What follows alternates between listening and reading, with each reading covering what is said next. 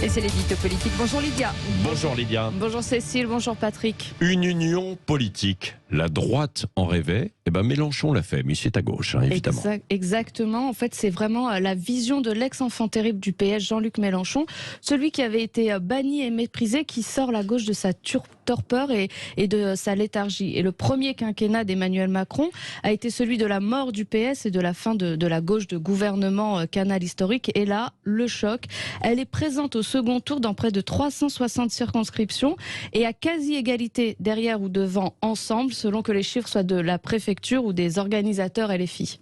Du coup, Lydia, est-ce que cette coalition de la dernière heure ne pourrait pas inspirer la droite et surtout la fameuse union des droites ? Le pari réussi du Che Mélenchon et finalement d'Olivier Faure aussi, car il réussira vraisemblablement à maintenir un groupe à l'Assemblée nationale, un groupe PS. Ce pari peut aussi, par ricochet, décomplexer une certaine droite, parce que la gauche a été totalement sans complexe, franchement sans complexe, et qu'importe la liqueur pour eux, pourvu qu'ils aient l'ivresse du pouvoir.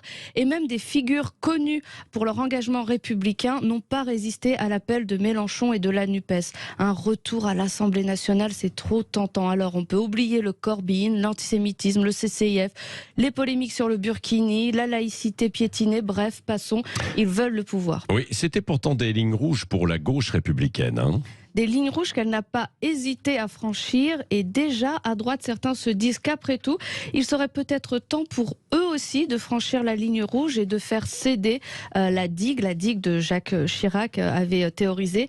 Éric Zemmour en avait parlé durant toute la présidentielle en appelant de ses voeux à l'union des droites, mais difficile de parvenir à l'union quand on insulte à longueur de journée durant toute la présidentielle sur tous les plateaux ses futurs alliés, notamment le Rassemblement national. Certains au sein de LR, comme Éric Ciotti ou Nadine Morano d'ailleurs, n'avaient pas hésité à dire leur préférence en faveur d'Éric Zemmour en cas de duel avec Emmanuel Macron.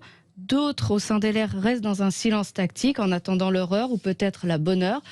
Quant à Marine Le Pen, et c'est là où c'est le plus intéressant, elle a commencé à tendre la main aux Républicains en appelant ses électeurs à voter pour ceux-là en cas de duel avec la NUPES. La frontière commence à s'éroder petit à petit entre les droites. La fameuse poutre bouge encore. Mais auront-ils l'audace qu'a eu Jean-Luc Mélenchon et le cynisme du PS et d'Europe Écologie Les Verts? La question se pose. Mais la seule vraie question qui va se poser surtout, c'est auront-ils véritablement une autre option pour survivre ?